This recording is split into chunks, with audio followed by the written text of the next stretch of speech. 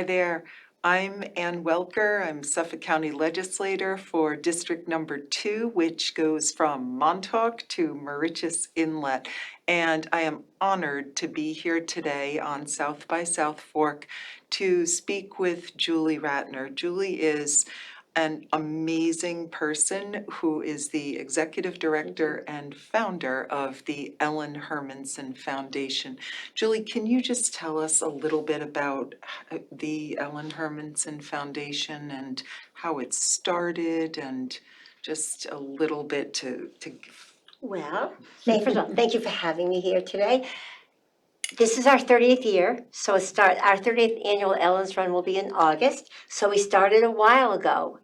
And honestly, it was a wonderful adventure when we started. I didn't know, my mother said to me, Julie, you don't know what you're doing. And I said, because I was a runner, so I knew how to show up at the starting line. And I said, never stopped me before. So we had the first annual Ellen's Run in 1996.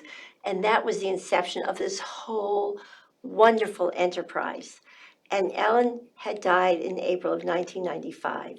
And she was, in so many ways, the closest person in the world to me. 6 years younger. She was my little sister. She was my mascot when we were growing up.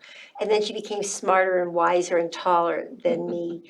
And it was so painful losing her. It was so painful to have her be 36 years old and be diagnosed with metastatic breast cancer and having a 6-month-old baby. I never knew that could happen at the time. And our father was a radiologist. I remember calling him and saying, Dad, how does this happen?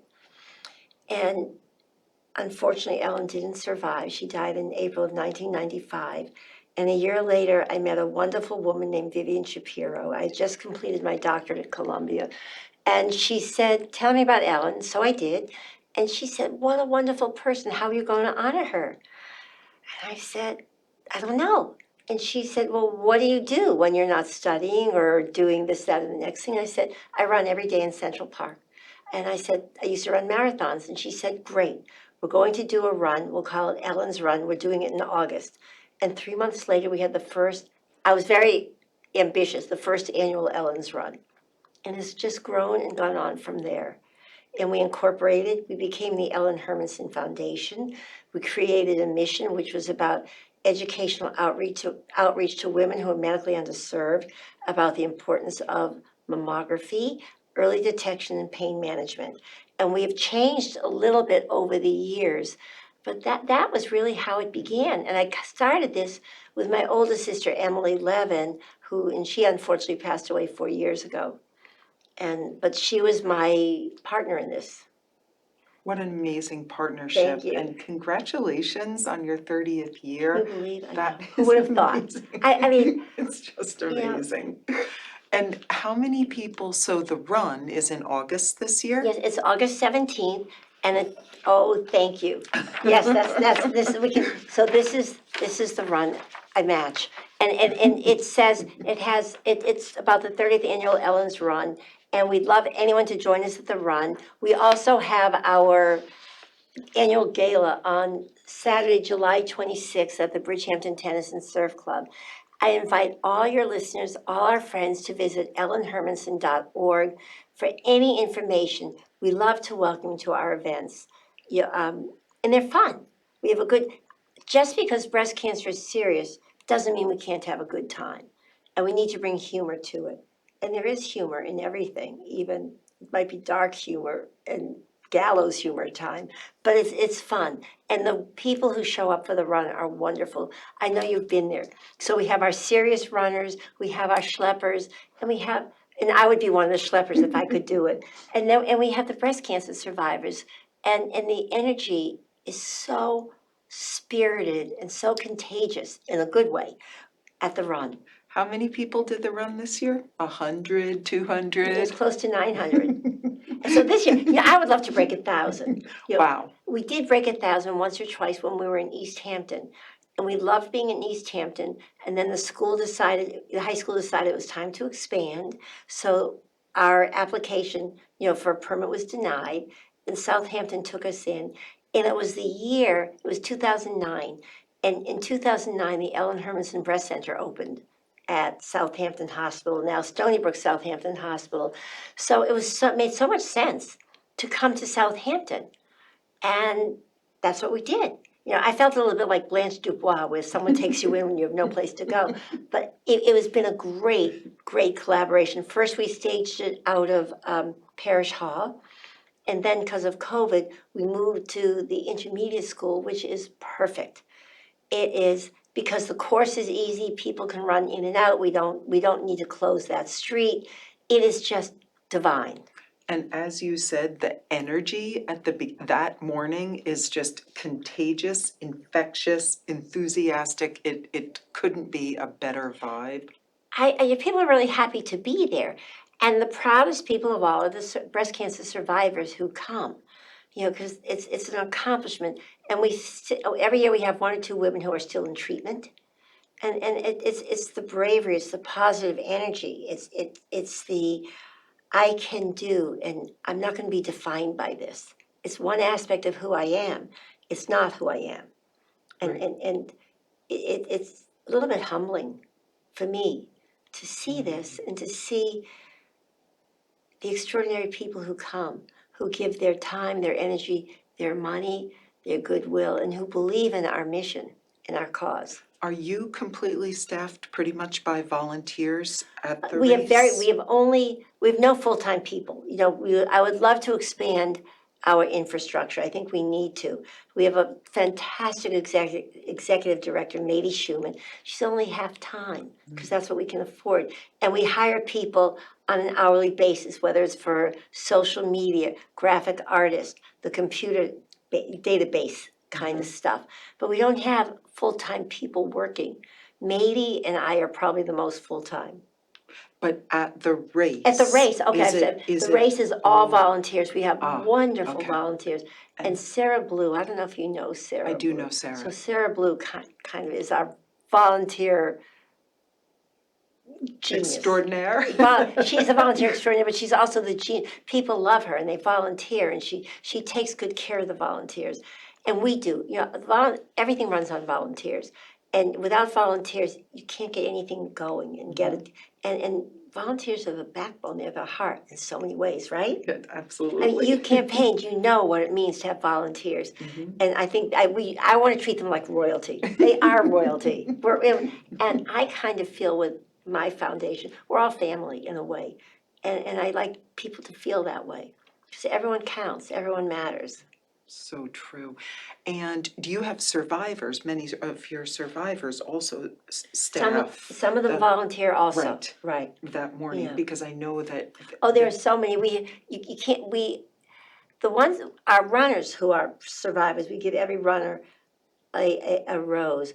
And we have many of the volunteers who are survivors then go and do the run. They come early, they come at 6:30, and then they leave and they go, we have a survivor picture, and then they go sign up for the run. And a few years ago, we added a kiddie run at 8:30. It's very sweet. And we have these little people who run, it's a 50-yard dash. Perfect. It's over in 2 seconds. And they're very sweet, and they all get their medals, and they're so proud. So So great. sweet. Now, you mentioned your facility, I'm not sure if that's quite the right word, your presence in Southampton It's the Hospital. Ellen Hermanson Breast Center. Yes. That project began in 2008 when Bob Challoner was the president and CAO of Southampton Hospital. And he came to me or called me in December and said, I have a proposition, I have a proposal. I said, okay. He said, you fund a self-contained state-of-the-art breast center and we'll name it for Ellen. And it was just so wonderful. So the board and I discussed it. We were very nervous. If you remember 2008 when the economy kind of crashed, it was a difficult time. And I wondered if people would donate, if they would have money to spend on other things. But we did it anyway. And Bob was very helpful and wonderful. And in 2009, 8 months later, the Ellen Hermanson Breast Center opened. 8 months later. They did a great job. They put many people on this, and it was with soft colors, ceilings, with recessed lighting. So the idea was to make it not look institutional, even though components of it have to be institutional to make it warm and welcoming. And we said to Bob Challoner, we're happy to do, we only have 2 requirements. Figure out how to marry the rigor of a teaching hospital with the warmth of a community. No person should come here and feel afraid. And if she receives a diagnosis, unlike my sister Ellen, I don't want her to receive a token and be told good luck. I want someone I want people to hold space for her. It's terrifying. You've just been sucker punched and you need help. So that's item 1. Item 2, don't turn anyone away because she doesn't have insurance. And they've achieved it. Not me, but they have. We might have set the tone. I think the breast center is wonderful. It's just amazing. Yeah, It's an incredible organization, but it's morphed, changed over the years, or the vision has changed? Well, or- 2 different things. The foundation, our mission has slightly changed. We fund the breast center and give money, and I work very closely, but we have nothing to do with setting policy. Or I might go, because I get my mammograms there, and observe something and say, this is what I observed. Or I was there once and it was crowded. And because they know who I am, they thought they would take me first before other people had been waiting. And I said, no, it's not right. And if people are waiting, please go out and tell them, hello, you're sorry for the wait. Just simple little things that I might suggest. But in terms of and we work collaboratively on the purchases that the breast center makes. I was naive enough to think the day the breast center opened that my work was done. I thought we're done. I forgot the technology is out of date, that you have to update technology. Things change. And it is important to me personally, and I think very important to the hospital, that this breast center be competitive with the best breast centers everywhere. If Sloan Kettering has something, I think we should have it. If Weill Cornell has it, we should have it. Because women out here and the occasional man deserve that kind of treatment, that kind of access to technology. And the people in the breast center are wonderful, they're highly skilled, and they absolutely are proficient and professional, know what they're doing. But you want good equipment also. And that's what they have to have. We have to be state of the art. And in fact, I'm going to get the year wrong. It was before we funded the breast center. Southampton Hospital was named the Breast Imaging Center of Excellence by the American College of Radiology. Oh. And that is really because of the targeted gifts that we made, whether it's for 2-dimensional mammography, which is now 3-dimensional mammography, computer-aided detection, all kinds of technology and supportive technology that would make this an outstanding breast center. Whether we funded such technology as little beads that can be put into the breast so that Dr. Koppenhaus can be more accurate in locating a tumor and excising the tumor, leaving good tissue intact, but making sure to take out any of the bad tissue. All of that stuff is expensive. Right, but so important. And so we work continuously with the hospital. Usually Dr. Kappenhaus, someone for her office will say, these are what our needs are, this is what we're thinking. And we discuss it and we talk about it and what does it mean and how do we pay for it. So that's a big focus of what we do, not the only focus. Got it. And you have partnered with, collaborated with now many different organizations. 4 women's organizations. That is an outgrowth of COVID. We were all stuck inside of COVID, and it was a time to reassess our mission and really ask ourselves, are we achieving our mission? Are we doing what we think we ought to be doing?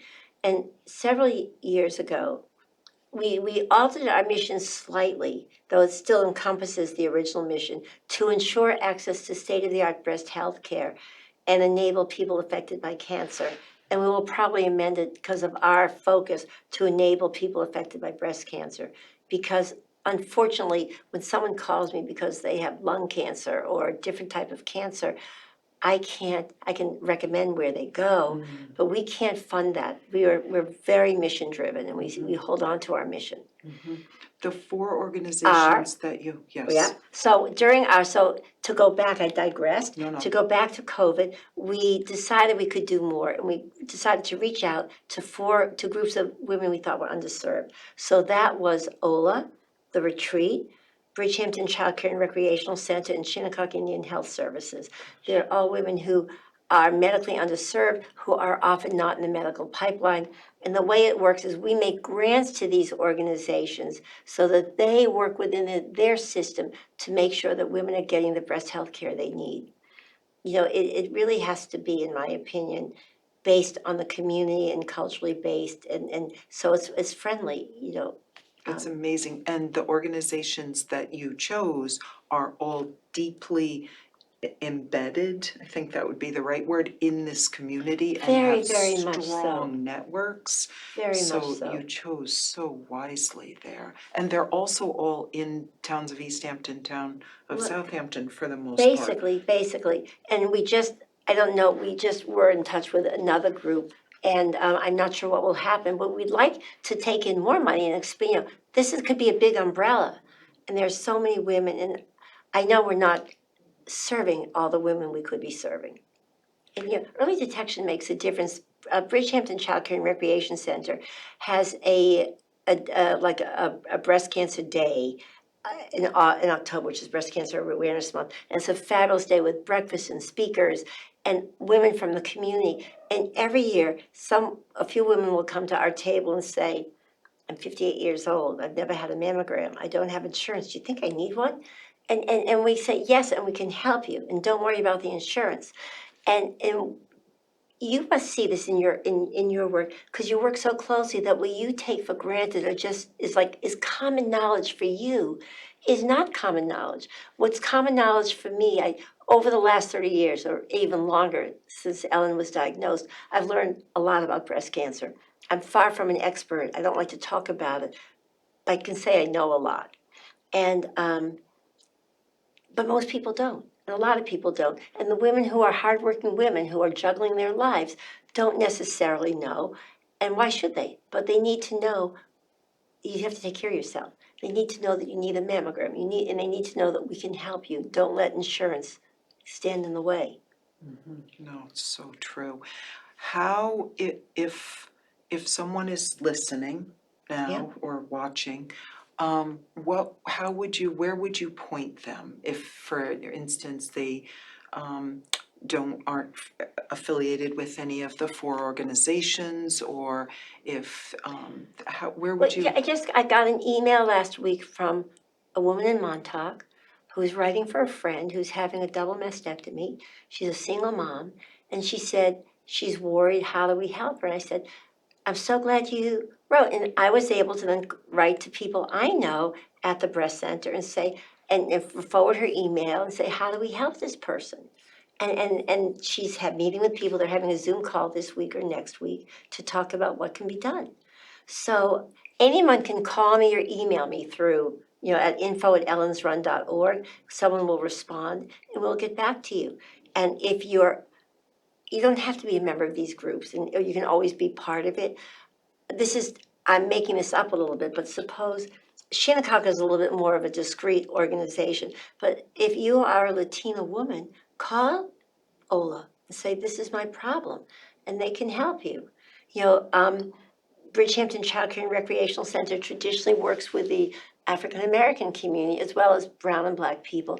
Call there. They're the most wonderful people. They're always willing to help, and they'll direct you. And if they can't, call us. It's wonderful.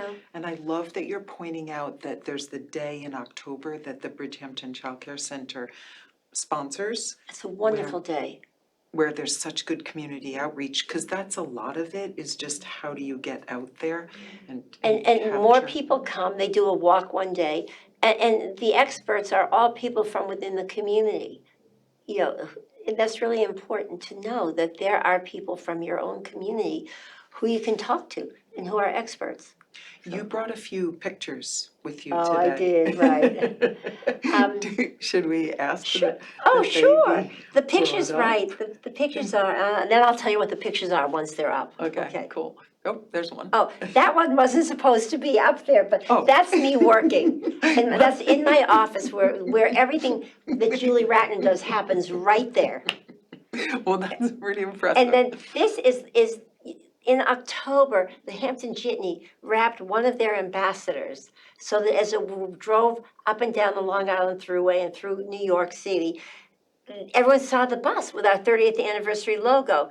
And in the picture, starting on the far left, if anyone can see it, is Mady Schumann, our executive director, Kathy Tweedy, who's the secretary, Ann Chardulo, who's the vice chair, me, Jeff Lynch, and Amanda Fraser, who's on our board and who's an attorney. And I use her a lot to help me out with things I don't know. That's quite the power team right there. Right. And this is a picture of some of us in front of the Ellen Hermanson Breast Center. And, I'm always, and that's a picture from the gala last year. We honored Rebecca Seawright, who we were talking about earlier, and Jean Shafroff, who's our gala chair, Dr. Fred Weinberg. Yep. Was it Weinberg? How did I just blank? Weinberg, I'm pretty sure. And who's wonderful. He's God's gift. And yours truly. And then this is a picture of the run. This is probably during part of the course. And it's just people having a good time. You don't have, and I want you to notice this picture because you don't have to run. You can walk, you can skip, you can hop, you can crawl. But see, no one is running in that picture and they're having a nice time. It's just a lovely Sunday morning stroll. I see there's one more here. Oh, and this is, oh my God, this is a funny picture. This is Dr. David Hexter, and he comes every year to the run. He's wearing the T-shirt from the third year of Ellen's run. And I always laugh because the reason why I have any teeth is because of Dr. David Hexter. He has been in my life since 1979, Wow. making sure that my teeth don't fall out. And so he comes every year, says hello, and leaves. Oh, and gets a T-shirt. And of course he gets a T-shirt. Oh, there's some runners. And there's some runners. That's from the start of the run. And this is at the venue at the intermediate school, which is really nice because you have that big circular driveway, which can accommodate a lot of people. Oh, it's fantastic. Thank you so much for bringing those and sharing them because they thank really you. give a good taste Right, of right. like how infectious the energy is. So anyone who comes to the run, everyone gets a T-shirt. Everyone who crosses the finish line will get a medal. And we have, there's a little food and snacks. COVID changed. We used to have bagels and all kinds of food, but now because of COVID, if the food can't be individually wrapped, I don't want to put it out anymore. So we can get a banana or an orange, but that's about it.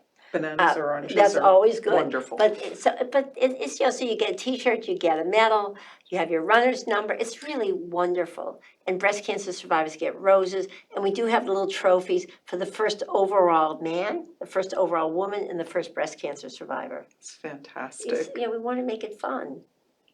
And do you have repeat people? I mean, obviously, yes. Dr. Hefter is one, right? But you have many people that come year after year and do the run. We do. In fact, I've talked to people. I met someone who said, I have a T-shirt from every year. Oh, my goodness. Some That's people impressive. have a T-shirt from, and I made a mistake. It's Dr. Fred Weinbaum, not Weinberg. Perfect. And I just No.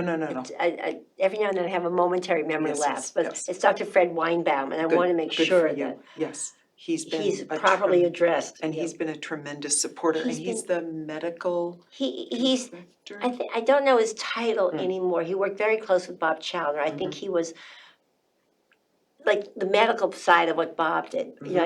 I'm very bad at remembering people's titles. Oh, good. But He's been a huge supporter of yours over the years. Yes, he's very thoughtful. He's really a kind person. Wow, it's so great. Kind. Is there anything besides, do you want to talk a little bit about anything that's upcoming besides either the run or the those gala? are our two events right now. Okay. And this is where we make the bulk of our money that we give out in our grants. And so I always worry about if we were to go away, would someone fill in, and I don't know, I feel very strongly that we fill a niche here. It's really important that women are being served who might not be served. So we have 2 basic events in the summer, sometimes smaller little events during the year. But right now it's summer, we're focused on this. And we'll be focused on working with our partners to make sure that they get the support they need. We have a person, Laura Borghardt, who used to work at the Phillips Family Cancer Center. And now she has another position, but she works with us several hours a week. And she is the one who facilitates and coordinates the community partners. We also have an oncological social worker who's available for psychosocial support because So important. the head and the body inextricably linked. Yep. And when your body, the terror, the anxiety, the trauma of this disease, and you need an outlet. And Ellen would say to me, because we were so close, she said, "Julie, as close as we are, you don't get it. You know, you can't You're get not it. living it. You haven't Yep. been in my shoes." And she was part of a really well-curated support group where it was 4 women, all like Ellen, in their early 40s, married, with children, and all metastatic. And they all died within a few months of each other. And the reason why the group was helpful is because they were going through the same things. You know, the fear of children, the fear of dying, having husbands, you know, and that kind of anxiety, or not. Ellen couldn't work at the end. She was a writer and she couldn't work, and money was an issue. But all these women were going through the same thing, and they really were a support to each other. When did you bring on the oncological? Oncological social. It started in 2000 with a woman named Edel O'Brien, and she just retired. Which, you know, I mean, she's worked for a lot of years, and it's hard work. It's really hard work because you lose a lot of your patients, and it's hard not to get very personally involved in someone's life. Oh, And so we have a new person now, Mary Alice. I'm just blanking on her last name. No. She's lovely, and she's also a 2-time breast cancer survivor and So she a gets it. clinical social worker. She gets So it. Mary Alice Rogers. So she understands, and we're here. I just want to, because I know what time is running out. We are really here to serve the community. We feel that we're grassroots. You know, all the money that we raise stays here, unlike other groups, except for $5,000, which funds the Ellen Hermanson Memorial Symposium, sponsored by Judges and Lawyers Breast Cancer Alert. And they do it because Ellen was their first executive director. And when they started this, my sister Lee and I were worried that they wouldn't do it well enough with nice food and stuff. So we decided we had to give them a little bit of money. Thank you, Julie, so much Thank you. I for went on and being on. I'm here. sorry. No, you're doing such valuable work. Thank Thank you, Ann. so Thank you for the much. opportunity to be here. Thank you.